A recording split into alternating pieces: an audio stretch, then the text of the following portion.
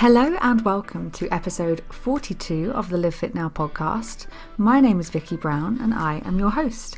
I hope I find you well today. Thank you for joining me. Today is another guest episode and I cannot wait, as always, for you to hear today's conversation. There is so much covered in today's conversation, all about mindset and with lots of different things that I think we can all take something home from.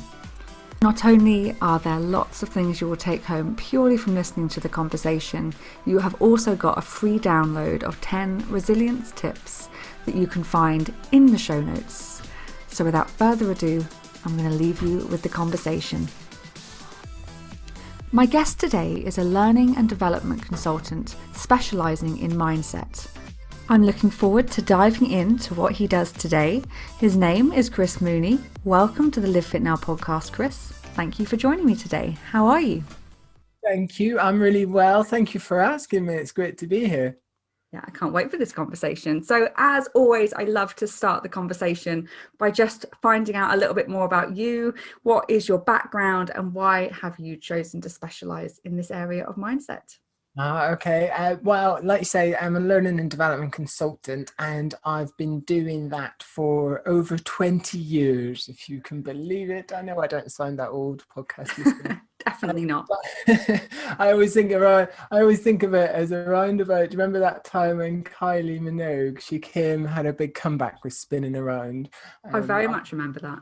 I'm a big Kylie fan, by the way, so it sticks in my mind. Yeah, so from about then, and way back then, when we used to call it training in the old days, training and development, rather than learning and development, I got involved in lots of different disciplines within that. And so my career started and I spent some time within induction, within sales, training, customer service. And then eventually that started to lead on to areas of management and leadership development and consultancy. And that's when I started to get really excited about mindset, because what I started to notice was that everything comes back to mindset. Everything comes back to it in some way. So I was working with people and we would be could be one-to-one coaching or a group session on why they didn't feel assertive enough or didn't have what it took for them to speak their mind or to say what was have that difficult conversation or challenging, whatever you want to call it. And you know, it comes back to mindset. If I was working with a leader who perhaps wanted to develop their emotional intelligence, should we say, perhaps didn't quite have it where they wanted it to be. I think that often starts with mindset before we then move on to building the capability and the skill of it. And then possibly one of the most popular areas, which still today I work with so many people on, that nagging little voice that we have in our head, that nagging little inner critic who might tell us that we're not good enough or that we haven't got what it takes or that we're going to fail. It all comes back to mindset. And so way back then is when I really started to specialize and niche down into mindset and resilience. And so, yeah, that's what I'm lucky enough to do now. I've run my own consultancy since 2012.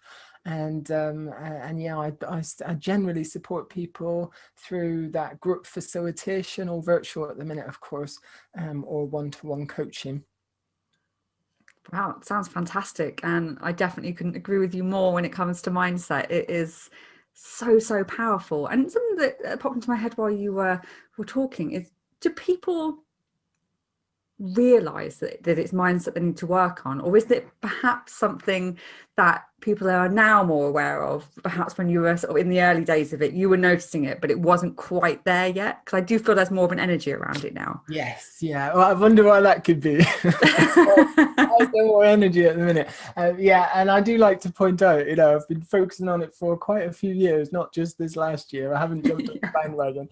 I haven't, what's that word? I haven't pivoted to it. spot the opportunity in the market.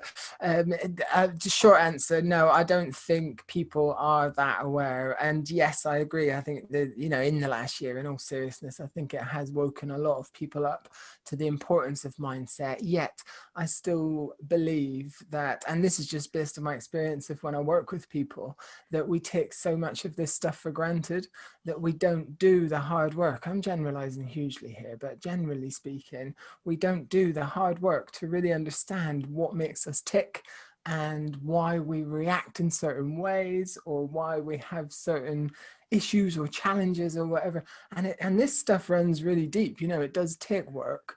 And I get really passionate about it because we put so much blooming effort into developing our capability and our skills, whether that's through qualifications or the stuff that we need to do to be good at our job, let's say, or to be seen as good at our job. Yet we ignore this huge area over here that has such an impact on all that other stuff anyway. So I think people are slowly starting to. It will be fascinating to see when things calm down a little bit. Will there still be that focus on resilience in particular? I mean, I'm working with lots of clients at the minute to support their people and their well-being and to build their resilience. But sometimes, and I hope I'm not offending any listeners here, and sometimes it's that kind of thing, after the horse is bolted, people come to somebody like me and they'll say, oh, we need to support our people to make them feel resilient. It's like, well, what have you been doing so far? Oh, nothing. We've just been putting loads of pressure on them, telling them to deliver. It's like, well, so better late than never, I suppose, sometimes. It's interesting. It's almost we wait to the point of desperation, but I think that applies in many aspects of life. And I'm guessing actually the skills that you learn, although obviously generally it comes from a business perspective, it must have a massive impact on their entire approach to life, because it's mindset in every part of our life. Huge, yeah. And I think that's how I love to work with people, is to I have a couple of kind of ground rules in that I always try, and whatever I do, to keep it real. So I work with a lot of corporates, but I like to think that I'm not that kind of cheesy corporate cliche kind of person. And what I mean by that is that I say what I mean. So in the work that I do with people, again, whether it's group or one-to-one, I'll get down into it about those challenges that we all have, like at the minute, when we're lying in the deepest, darkest depths of night in bed and worrying about how we're going to pay the mortgage next month, or what if I'm made redundant, or will my furlough end and will I have a job at the end of it? These big issues. That's not to mention the personal stuff that you're mentioning about physical, mental well-being, bereavement, huge stuff that's been going on. And we all have these traumas in our life. It just feels at the minute that it's more prevalent. But I think you can no longer, another one of these ground rules I have is that, you can't separate the personal and the professional any longer, because perhaps way back when it used to be more okay to say, leave it at the door when you go to work. And some people love doing that. They love the separation of being able to do that. But I always think of it as we're kind of always dragging our invisible emotional baggage along with us. Some of us have a bigger suitcase than others, with some more baggage to drag along. But this is why it's so important to do that work, to unpack it, to really understand it so that we can work on it then. And it brings so many benefits for our personal and professional life as well. I was working with a coaching client recently, just a very quick story. And we had 6 sessions together, which is generally the norm, and or at least a starting point.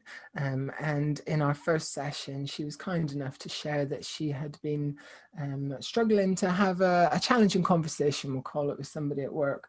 And the interesting thing that really struck me was that she said, I'm going home and I'm worrying about it in the evening. I'm sat and I'm watching TV, and it's all I can think about, and I'm losing sleep over it. When she told me that, I thought, that this is huge stuff, that we need to do something about this.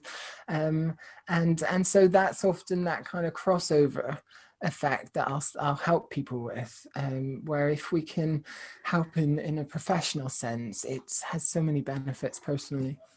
Yeah, absolutely. And do you feel that technology has played a big part in that as well? Because there probably was there was a time, there's no probably about it, when you could leave the office and everything was in the office, whereas now we're all connected on our phones and laptops, and particularly working from home now, it's actually very difficult to switch off and get away from it. And there is expectation within some businesses to reply instantly. So you might see something ping up at 10 o'clock at night where you should be switched off, but you're not.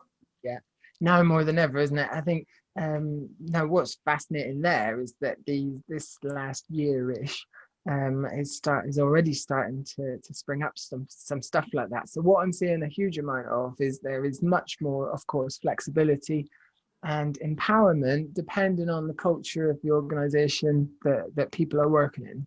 So what I mean by that is, if you previously had a culture where it was micromanagement and it was bums on seats, you had to show up and you had to be there, that's just translated to a remote environment, a remote team, teleworking, working from home, whatever you want to call it.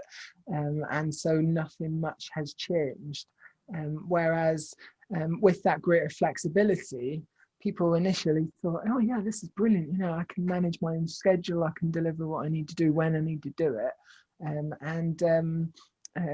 The challenge is that they're now having to manage be more disciplined in that way that you say as well. So I'm seeing a lot of people working from home.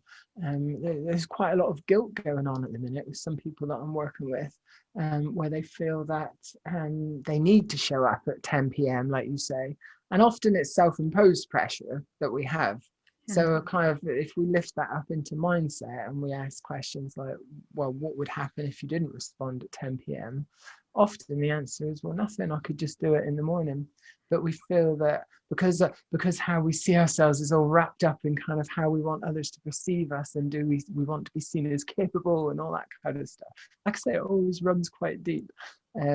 So it's, don't get me wrong, some people are in highly pressured jobs who have to respond at 10 p.m. Sometimes there's emergency stuff that happens. But yeah, I think that's interesting, that technology. And from a development point of view, I had lots of clients early on who weren't sure about the virtual development side of things, which again, I'm lucky enough, I've been delivering virtually since 2012-ish as well. So again, it's not something that I had to dive into in the last year. But I kind of had to gently lead quite a few of my clients along the way and say, well, just give it a go, just dip your toe in. And I think once we got a few months in last year and people realized this is going to go on for a while, they started to pop up and say, oh, actually, we have to do something. Can we try something? And people love it now. People love how interactive it is and how immersive it can be. Yeah, I guess that's great for your business in a way, where you've had to work harder to convince people previously. I think from now on, there's a positive from this whole scenario, that actually people are now much more open and aware of how much you can actually get through virtual contact. It must everything, I think, for a lot of people. Similar for you, because I've done a lot of online personal training and live and recorded stuff as well. Yeah, it's just kind of having to adapt.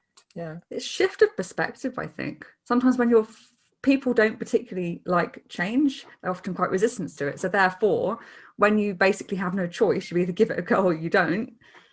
People think, oh, it's not so bad. That does work for me. Actually, it probably works better. So it is a big positive, I think, from this year for lots of us. Well, I would add a caveat to that. I'd say it is a big positive as long as people do that work that I've already started banging on about. It's like I get really excited about it. I think, which you clearly have because you were talking about it, is like if we do that work to reflect back and to take the learning from it. So when you mention change, I work with so many people who go, oh yeah, I love change, love a bit of change. I don't like it when it gets boring. And then a big old change comes along and they go, oh, I didn't mean that kind of change. So I think, we're all different in that way as every other way. So I think if I have this huge belief that we will only learn from a massive event like this if we choose to learn from it, if we switch off our autopilot thinking mode that gets us through so much of life, and actually tune in to what we can take away from it, not just what we learn from it, but what we want to keep going forward. Which I think you're absolutely right. I think that there has been so much offered to us in what we want to keep. The question is whether people are doing that work to learn from it. Yeah, no, it really will be fascinating to see how it pans out, what sticks, what just reverts back to the old. And Yeah, it's certainly an interesting time we're living through.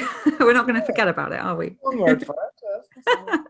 I have a question sort of coming back to how you got to what it is you're doing. And I'm guessing something that's really powerful about mindset, and I find with the work that I do as well, is that we live it. Like, we can experience a lot of these things, which in itself I think makes it so much easier to relate to other people. And of course we learn from all our clients because we don't live those people's lives, but we take little bits from everything, and then it allows us to be able to work with and communicate with people so much more easily. Have you found that your self-work has helped you massively expand your expertise? My self-work. Yeah, so working on your own mindset and Yeah. all of those different avenues Absolutely. that you can go down. Well, one thing I didn't say in the intro bit, I think, in terms of what got me into the mindset realm, I guess, is that self-work, as you call it, that kind of really looking at myself and understanding myself, and that started many years before what I'm doing now. Because I think I mentioned, we've all had our trauma in our lives, and we've all experienced that trauma in varying forms. And as I always say, because occasionally I will meet somebody who'll go, "Oh, well, I haven't had any trauma," and I say, that is amazing, truly. Absolutely. You are a hugely lucky person. Be ready, because there will be some there will be some trauma at some point for all of us, and so that's kind of going right back to the work that I did. And for me it was centered around bereavement. I lost my mother at quite a young age. I experienced some homophobia. There was some big things that happened, we're coming to terms with being gay as well and coming out and stuff like that. But these things that I'm mentioning, it's like we've all got those types of things in our own way. It's like we've all got our own stuff that goes on. And so I think for me, at those big points in my life, they are what I would call choice points. So we've got a choice, that kind of fork in the road. Do we deal with it? Do we do the unpacking and the sorting through of all the emotional baggage that I mentioned? Or do we just, and this is an option, this is a valid option that many people choose, is to kind of take it into our blind spots and just shove it away and compartmentalize it in the corner of our minds and go put it in a little box and say, no, not opening that box ever again. And that's a choice too, that we can do. So thankfully, I'm not just thankful for what I do now, but just because of the person that it's helped me to develop into, I generally choose the harder path there, to really understand it. And from that, I guess that's what grew my passion of it. I got into learning and development all those years ago, and that was purely by accident as well. And 20 years ago, I would never have saw myself doing what I do now. I was about to be made redundant. I used to work at Liverpool Victoria down here in Bournemouth. And my manager at the time, we had a performance review, and Beverly, she's still a brilliant friend now, Beverly Roberts. I might have to send her the link. You can go, look, I told that story, Bev. She was getting quite frustrated with me because I was 19 or so, 20, and she really wanted to look after me, and she really wanted me to do well. And she said, well, Chris, you're not going to have a job, in 6 months to a year's time. What do you want to do with your life? And I said, oh, I don't know. I kind of like working with people. And that's all I said. And she said, right, the next lot we have in, you can train them, you can coach them, you can do this, that, and the other. And I remember standing up on that first day. I was so nervous, and it's that you're totally outside your comfort zone, almost to breaking point. It's like terror zone. I went, good morning, everyone. My name's Chris Mooney. Welcome to your induction. And even though I was so nervous, I was like, when you get that sense, you must have had that about, this is what I want to do. This is what it's right. I'm doing now. And then, like I say, fast forward through all that work, all those experiences, self work is a good term. I think we all have to do that self work. Yeah, for sure. And did you have a pivotal moment that made you take the leap into starting your business in 2012? Yes. Pivotal moment. I think from the last couple of years in my employed role, and you just start to get a sense of itchy feet. And I was lucky enough, the company I worked for was brilliant in terms of there were always new opportunities to go for, whether that was a role promotion or a project to get involved with or a new qualification, whatever it might be, which I was always so thankful for. And then it got to that point a couple of years before I left, where I would see people coming in as external consultants, and I'd look at them and I'd go, okay. This is, you start to size people up and think, oh, could I do that? I could never do that. And I've got my nice safe job, and I wasn't made redundant or anything like that. I chose to leave by my own accord of this one. And yeah, I started to think, not only I could do that, I think I could probably do better a lot of the time as well. Yeah. I'm going back 8 or 9 years now, so it's fine. None of those consultants will ever hear this or put the links together, actually. Yeah, I mean, again, this as well as I do. It's a huge leap of faith, and I know you'll have some listeners who are running their own business as well, and I definitely did not appreciate back in 2012 the ups and the downs that would come with it.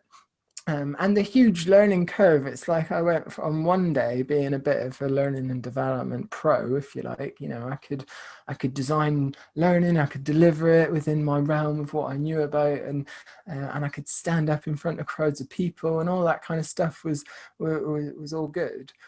But then the next day, oh, hang on, you mean I need to be a marketing director now? I need to know about sales. I need to know about finance. It's like, oh, right, okay. So, and I don't think that's stopped in 8 years. But then that's brilliant about it, because now I'm thinking, oh, I can get involved in this over here, or I can learn about this over here. There's always something different. Yeah. So I think that was probably the pivotal moment. Was now or never. Yeah, it was total now or never. It was like I could have just stayed comfy and just treaded water. And I think, well, again, mindset wise, that's nowhere to be. Is that we need to be, in terms of having that purpose and having that direction, we need to be doing something that we believe in, that we're excited about, that we're passionate about. Say we need to be. There's some people again out there who aren't. I'm not so much talking about live to work, work to live kind of. There's nothing wrong with that. I think as long as you've got that passion for what you're doing, which is what I was starting to lose. So I guess that's what led to the now or never bit. Yeah, it's being prepared to take the leap. And I love what stuff you're listing off, because it's so true. You think about the sort of day-to-day stuff that you're going to do as the idea of the business that you want to do, but you have to love all the rest of it as well, because you never stop learning skills. There's so much to learn. There's so many aspects and avenues you can take with it. Yeah. If that gets you excited, you should definitely go for it. If that absolutely terrifies you, you probably want to take a bit more time to do it. But it's so much fun if that excites you. Yeah, and the two, as at the risk of this turning into a bit of a small business advice podcast, the two best bits of advice I ever had, which what happens with the best advice you've ever given, you never listen to it really until you need to listen to it, and it becomes important. But the first was to put your tax money aside. when you earn it, is like take a chunk and put it aside. Cannot advise that enough. And the second was, there will be feast and famine. And I remember sitting out and thinking, no, I'll be great. And it was feast for a while. It was feast. And then the first famine hits, so you think, oh, how am I going to pay myself next month? And I think just go in expecting that and prepared for that. I think, and you should enjoy it. I'm not one of these people who says this. I meet so many people who do say it, which is cool for them, but it's like we're all different again. Say, oh, I could never go back to an employed job now, or a proper job as I call it. I could never go back to an employed job now. And I think, well, I could. All right. Well, if somebody came to me with an amazing offer or whatever, but all I know is 8 years in, I'm still loving it. I'm still going. So yeah, let's hope for another 8 years and beyond. It's like, but I just think, who knows where life's going to take them. Yeah. I think that's it. It's like, I think when you run your own business, you're often getting excited by things. You get excited, you come up with an idea, you can try and bring it to life. You can bring it to life. Whereas if you're working for someone else, you might not be able to do that. But as you say, if that offer comes along that gets you really excited, well, that might be the thing that tempts you back. Yes, definitely. Yeah. And with those ideas, it's that you kind of live and die, by it yourself. So it could either be a huge success, a mediocre success, or it could fall flat on its face as well. And I guess that responsibility lies on your shoulders, which is great and horrible sometimes as well. Yeah. That's just completely raised a completely new question that I wasn't going to ask, but now I'm going to. And I think that really makes me think of fear of failing. Like, I think a fear of failure is probably one of our biggest challenges for whether you're employed or self-employed, because it really can stop you. And I think, I'm going to ask you, would you say that is one of the things that stops most people from taking the action that will probably improve their mindset, the fact that they are scared of failing or scared of whatever it might be? Yes, huge, because the reason being, and from my experience of just the people that I work with regularly, it is so much easier to just do nothing. It's so much easier for I've already mentioned this autopilot, so our brain, our 3-pound weirdo in our head, as Brené Brown calls it, to go, oh well, I tried that before and it didn't work, or what if this happens, what if that happens, and just do nothing. And because that is easier. See, if we don't do anything, then we don't risk failing, we don't risk those feelings that come with it, and that perceived embarrassment that comes with it as well, of how we'll look with others. So I think that it's another really interesting area, fascinating. It fascinates me because I work with lots of people on it, this kind of fixed or growth mindset thing. So very fixed mindset is, well, I failed, that I'm going to look stupid, so I'm not going to try, or I was burned before, so I'm not going to go there again. Or a much more growth mindset is, okay, this is going to be tough. I'm not going to be able to do it yet, but I will get there and I will learn from it. And if I make a mistake, if I cock it up, then that's okay, that's allowed, and I'm not going to beat myself up about it much more. Much so if we're thinking of that business chat that we've just had, well, again, for you're the expert in personal training, in that personal fitness world. I've had my own battles with that over the years, saying, oh god, I've had enough now, I can't be bothered, I just want to eat cake on the sofa. I'm done, I just don't want to exercise anymore. And so that kind of mindset. Now, what's interesting mindset wise is that we never just have one or the other type of mindset. We never just have the really growth mindset that's up for working on our own issues, because life challenges us in different ways. So it's kind of on this continuum. And that's why I'm so passionate about getting people to check in with where their mindset is, switch off that autopilot I've mentioned and really tune in. And going right back to the start of our chat, I think that's what more people have started to do now, because they're starting to tune in. Oh, they may not know they're consciously tuning in, but they know that they're not feeling great a lot of the time. They know that 1 minute there looks like there's light at the end of the tunnel, and then the next minute they're in the depths and darkness again, and just trying hard to find that guiding light. So I think that's what a lot of people are experiencing at the minute. The next bit then is, okay, so what do you do? How can you help yourself out of that? Which is perhaps where less people are going with it. It's like they might know they're feeling not great at the minute, but then doing something about it becomes important after that. Yeah, I think it's knowing where to go and where to look. I'm guessing if it's something you've never taken the time to explore before, it's kind of starting to peek through and opening the door to see that there are feelings there, but not knowing what to do with them. Like, do you have any sort of top tips that you would highlight as a great place to start? Yeah, well, I'm cautious to go down the self-help book line of thinking, purely because, well, two reasons. I ain't got one yet. So I can't promote one.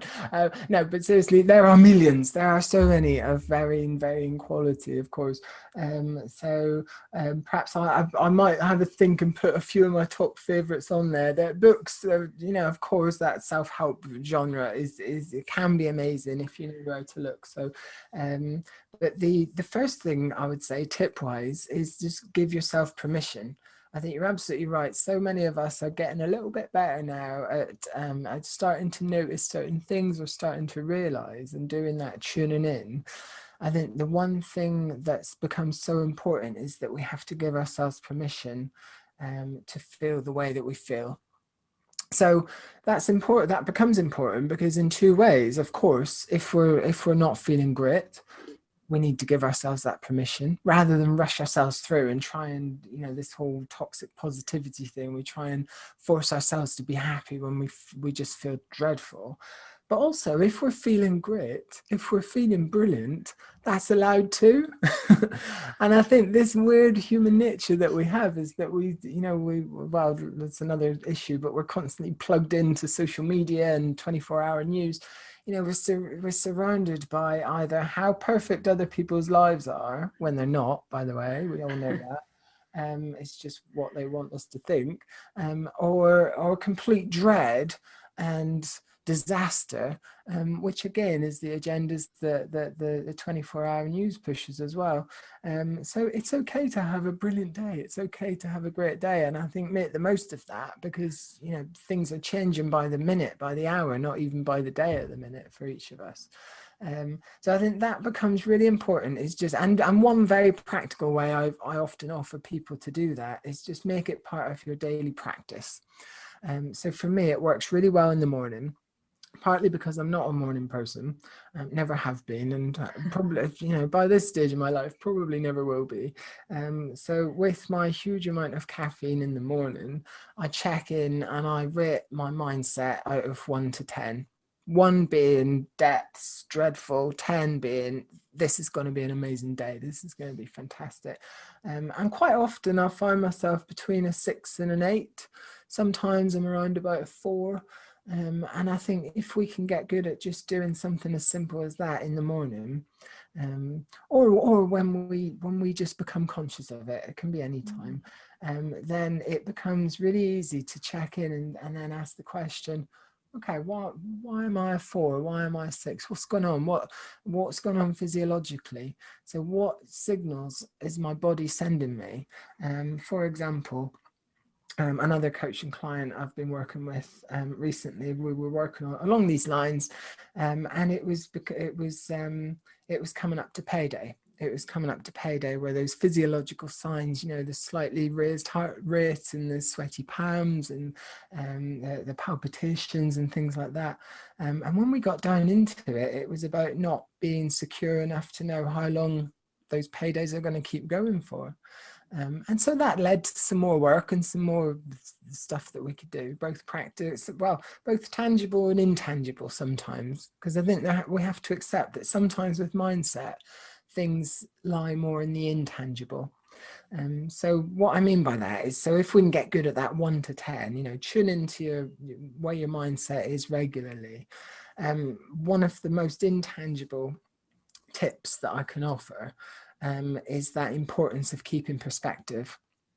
And it's because we worry so much in our lives about what might happen.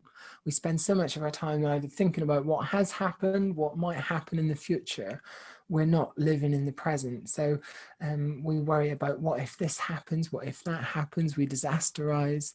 And again, I'm generalizing, but so many of us do, we disasterize. And if we just think of a couple of simple tips, intangible as they are, such as, you have made it to this point in your life and you are still here. Whatever happens, you will handle it. Immediately just releases so much of our thinking and releases so much of our energy and what we're focusing that negative worry towards, to think, I'll handle it.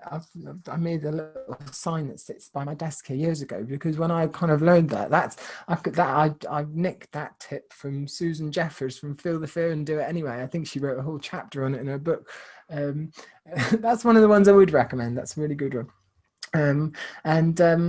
This element of keeping perspective, that so much of the bad stuff that we worry about in our lives simply doesn't happen. And if we think even now again, that this isn't about, hope for the best and stick our head in the sands and kind of ignore stuff, because we need to accept that the bad stuff does happen.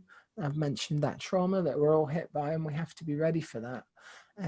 The point I'm making is that tip is that how much energy do we so often waste and burn on the stuff that when we think back, which is the bit we're so bad at doing, because the brain's preparing us for danger all the time, the brain's trying to keep us alive. When we become conscious of it, think back and think, well, did the bad stuff happen? So often the answer is no, or not as bad, or sometimes, so often it goes brilliantly, but our brains are set up to focus on the bad. What do we not want to experience again? What's the pain that we want to move away from? So all of this stuff, or like everything, becomes that little bit easier to practice and to become more conscious of it. The challenge is that we've kind of touched on it already. So we're not only everything at the minute, which I won't bang on about because we're all banging on about it at the minute. So there's all this stuff, but there have been tough times before this last year. There will be more tough times again in the future. So the problem is that we're just living our lives so busy when we're not putting the work into this side of things. We're not putting the work in. We might be focusing on just getting by, which is great and fine and important to a degree. And it's a coping mechanism in itself to put our head in the sand and ignore stuff. But at some point we have to lift our head and we have to do the work.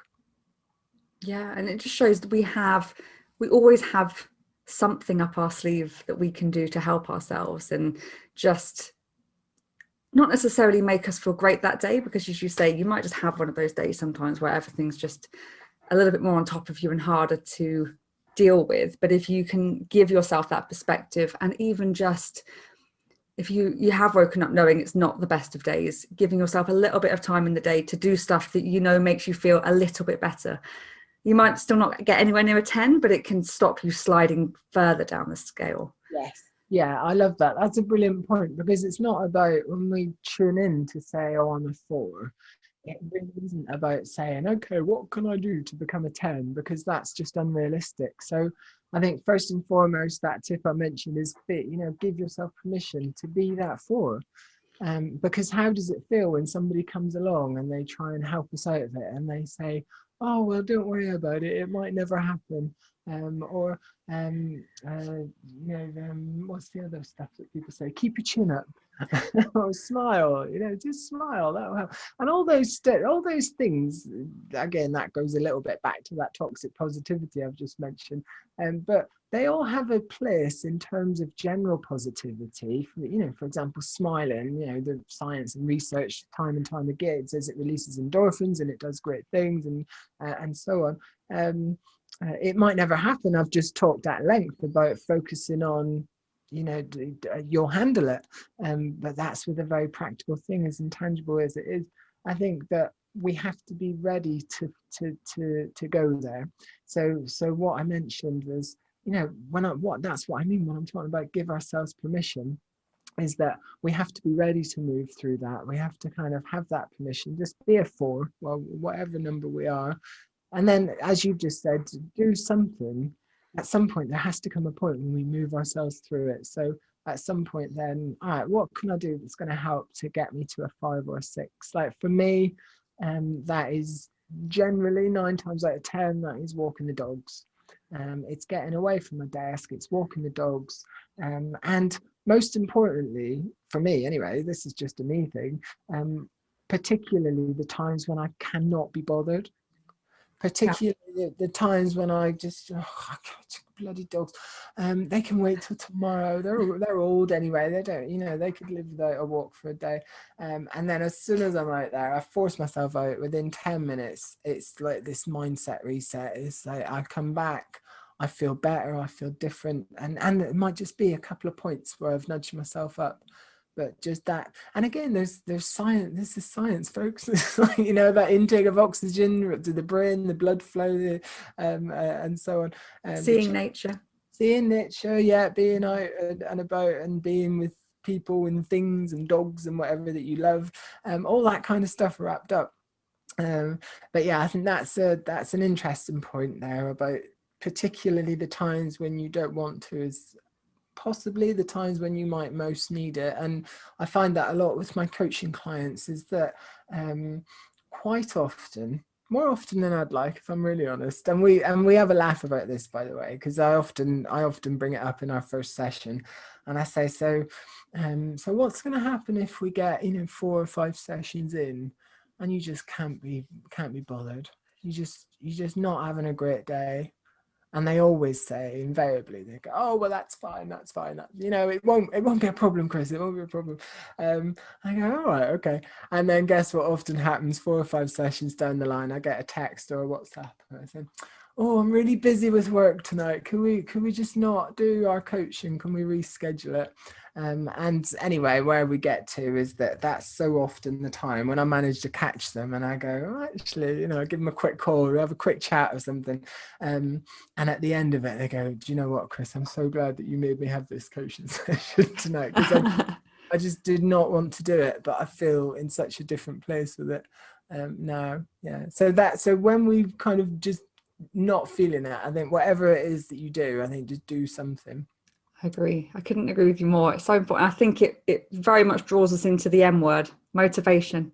People very much, I don't know if they expect it or hope for it, that motivation is always going to be there and you're only going to do action if you're motivated, where it honestly just isn't the case. I think motivation can very much get you going and get you excited about something, but I think it's purely discipline and planning and organization and structuring your diary that you just go through the motions when that motivation isn't there, because it definitely isn't here every day. It really isn't, is it? And that's for all of us. I think, hugely important to have those practices that underpin and support the motivation, I think. So for me, like when we were just talking there about do something, pardon me, one of the other examples like dog walking that I said is actual exercise. Again, in your world, you're the expert here, and I just know that like my motivation, I might have my big goals and my kind of aspirational goals that I want to achieve, but that doesn't help on a Wednesday night when I'm knackered from sitting here all day, or I've had been designing training for the day, and I'm and then I have to put on at the minute a 20-minute hit session or whatever it might be. I go, I'm just going to sit on the sofa.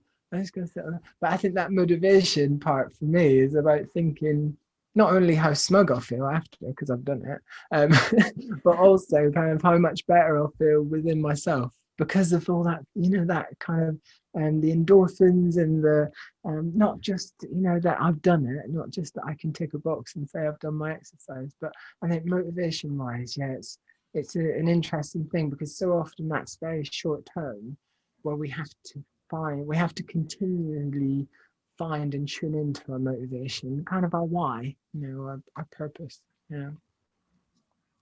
Yeah, it's really important to stay focused on it, isn't it? And this is one of my favorite questions that I ask people.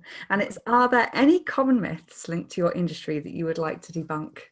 Oh, that's an interesting one. Common myths. Yes, there must be. Oh, yes. No, I guess one of the ones that I'm constantly faced with in varying forms is that you cannot teach an old dog new tricks when it comes to mindset. So again, no offense to any listeners. No matter where you are in life, we've all had these decades of experiences. And in my experience, from what I help people with, you absolutely can teach an old dog new tricks. So going right back to what I've said, where all of this stuff is so firmly rooted in our values and our beliefs, we can create that change and evolve our thinking and our mindset and ultimately our resilience as well. The challenge is that so many of us choose not to. Going back to those choice points, we choose not to. Think, well, I've made it this long in life. Why should I bother changing now?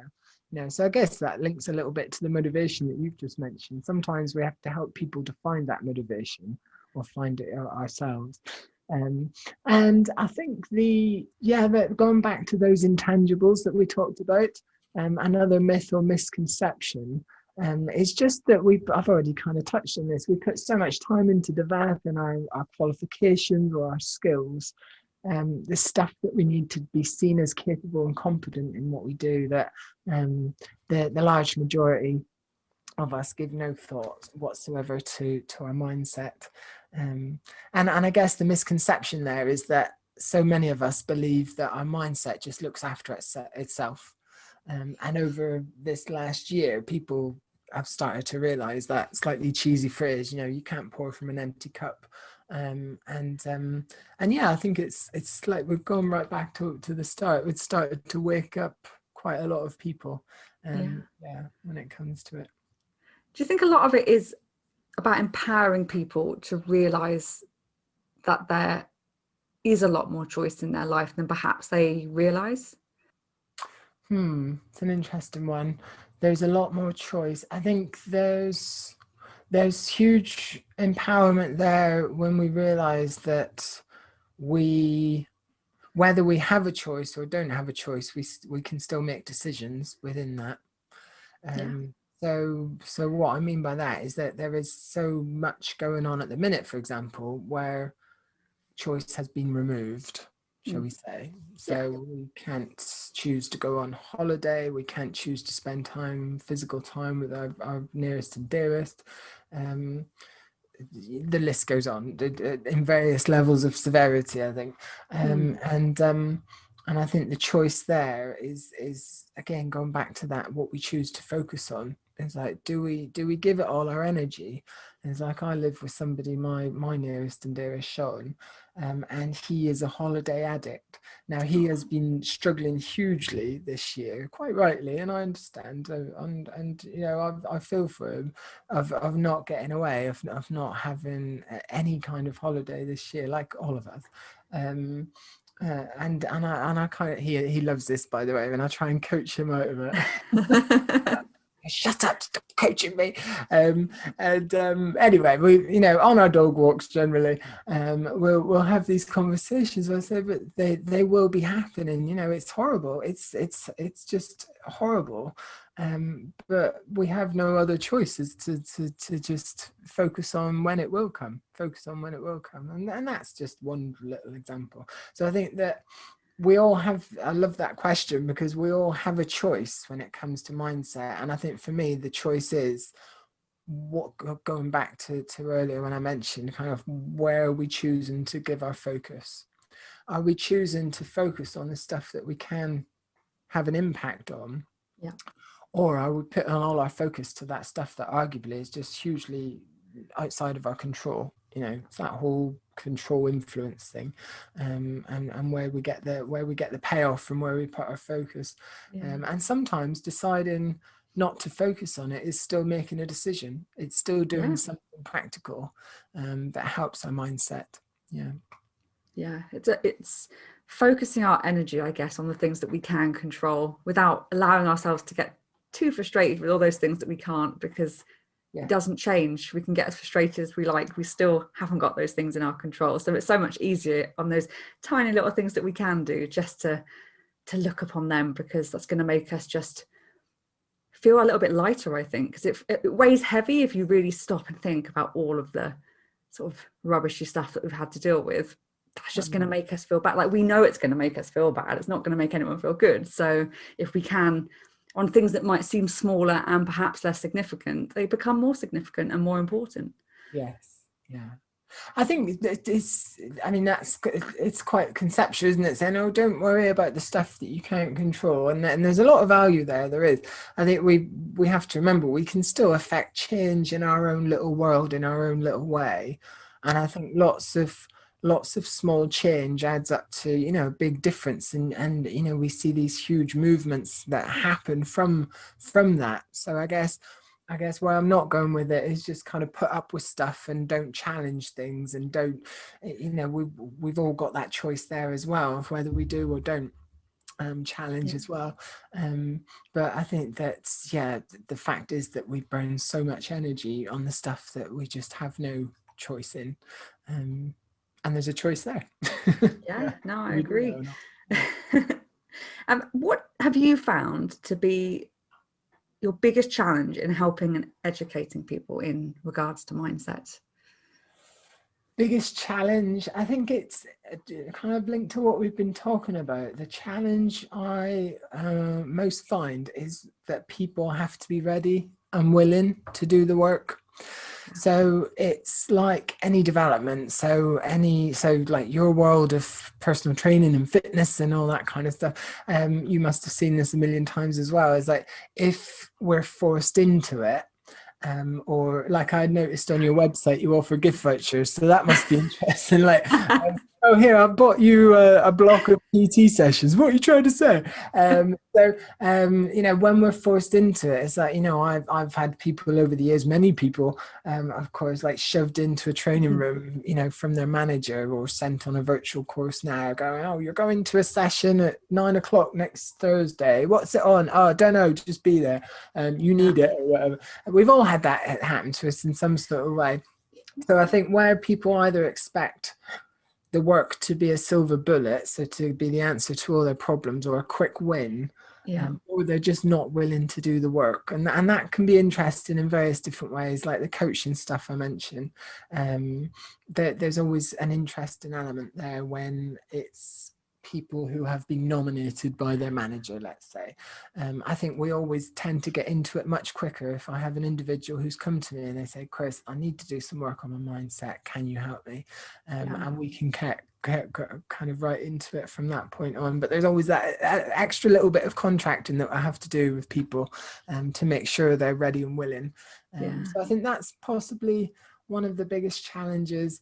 That's really interesting though, because it's so true. And as far as all of this work really comes down to the person, to the individual. We are educating and guiding and using all of our tools that we've learned over the years, but ultimately the choices, again, are coming down to that person. So if they're not open to actually making changes and they think we can just, like you say, wave a magic wand and it's, we're suddenly fixed or better or where we want to be, it literally is never going to happen, because we're not magicians, and and you have to want to be open to make those new choices and open to going down a different path.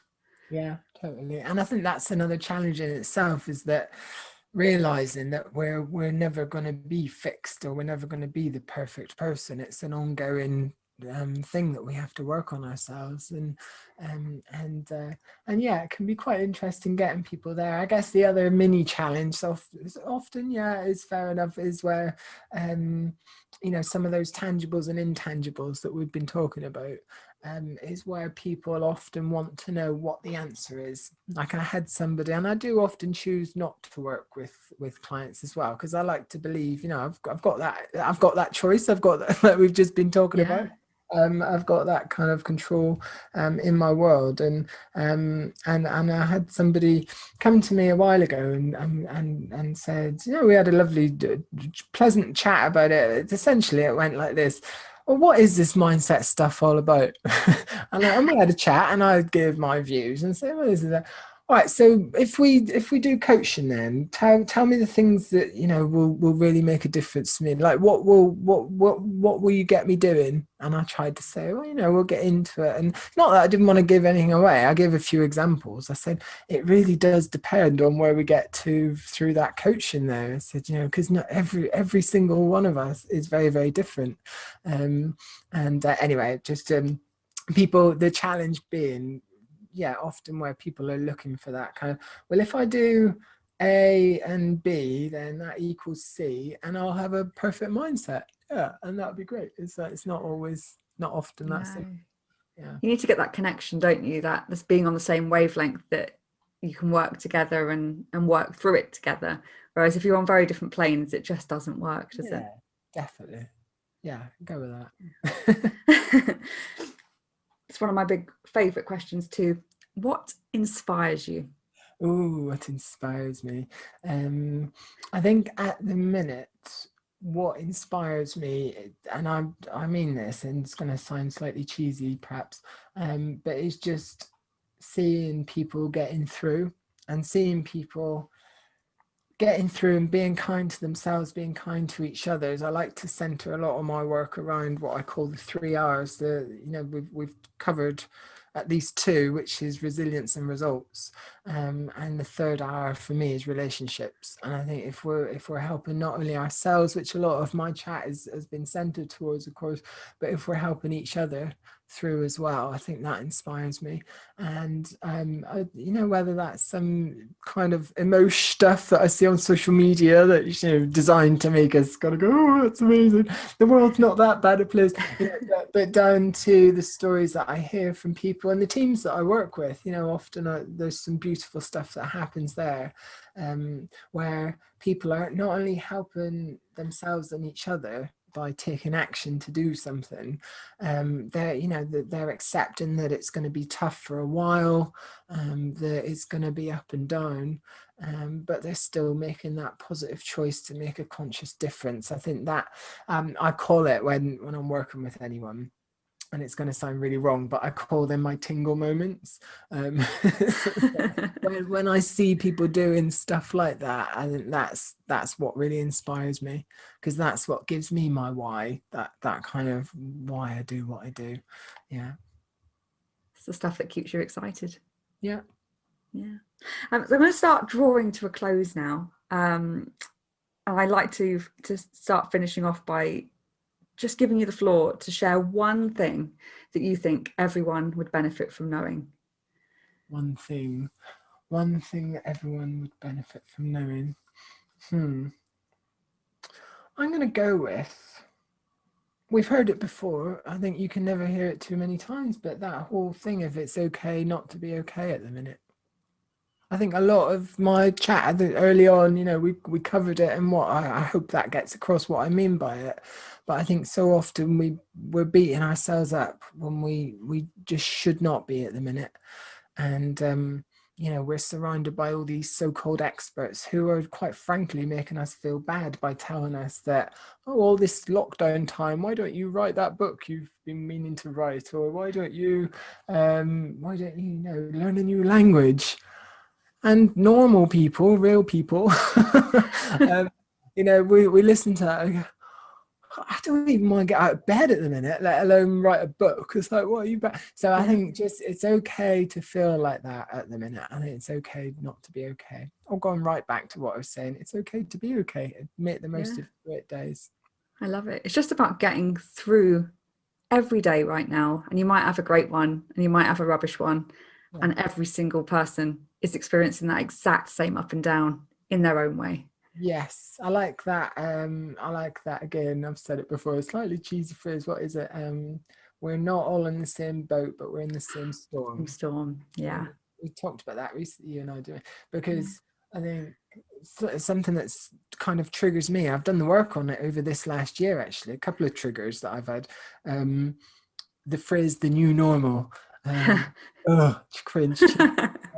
Because I'm like, well, this isn't the new normal, because change is always like this. Change is always like, it just feels really changey at the minute. So that was the fact. And then the second one, go, we're all in this together.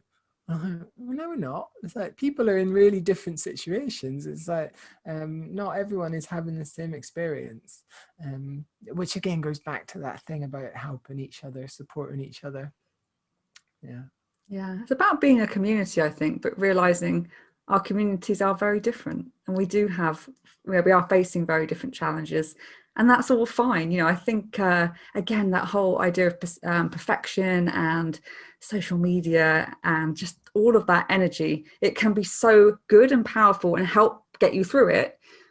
Or if you have slightly the wrong circle at the wrong time, it can just give you all the opposite of what you need right now. And it's a powerful thing at the moment, I think. Yes, definitely. It's hugely powerful. Yeah. And I think more organizations need to realize that for their people and for helping their people through it. Yeah. If we can support each other, we can all get so much more out of our lives. I think not feeling lonely is quite an important thing right now as well, considering we're all stuck at home rather than being with our normal people. Yes. Yeah. And I absolutely, I think I'm seeing a lot of out of sight, out of mind, when it might be more of an enforced formal check-in rather than the water cooler stuff that we used to have happen. But the biggest difference that I'm seeing is from those little things where people are checking in with each other, remotely. Yeah, it really is in the small things. So where can my audience find you on the internet? And I will pop all the links on the show notes. Oh, thank you. Well, I am plastered all over social media, as you might expect. So I have my website is CM for Chris Mooney. You see what I did there? But it also stands for Changing Mindsets, which I quite like. Oh, that's nice. I know. So I like that. cmlearning.co.uk, and then I'm around Instagram and Facebook and all the rest of it. Generally chrismooney.learning. And I guess I should give a mention to my little old YouTube channel. I try and put a lot of stuff out on there that we've been talking around, huge amount of topics, such as those challenging conversations, the toxic energy and the toxic positivity we've been talking about. And they are all on my YouTube channel, which is called CM Learning as well. Fantastic. As I say, I'll pop links to all of those things onto the show notes so people can click straight through. Thank you so much for this conversation today. I've absolutely loved it. You're welcome. It's been amazing. Thank you, Vicki. Thank you so much for listening to episode 42 of the Live Fit Now podcast. I hope you enjoyed my conversation with Chris as much as I did. With all of the fun of the conversation, Chris forgot to mention that he is offering us a free download with 10 resilience tips, and you will find a link to those tips in the show notes simply by clicking through. Once more, thank you so much for joining me today. Don't forget to like the channel, subscribe, and I would love to hear your feedback. Get in touch with myself or Chris, and you can email me directly, hello@livefitnow.co.uk. Until next time.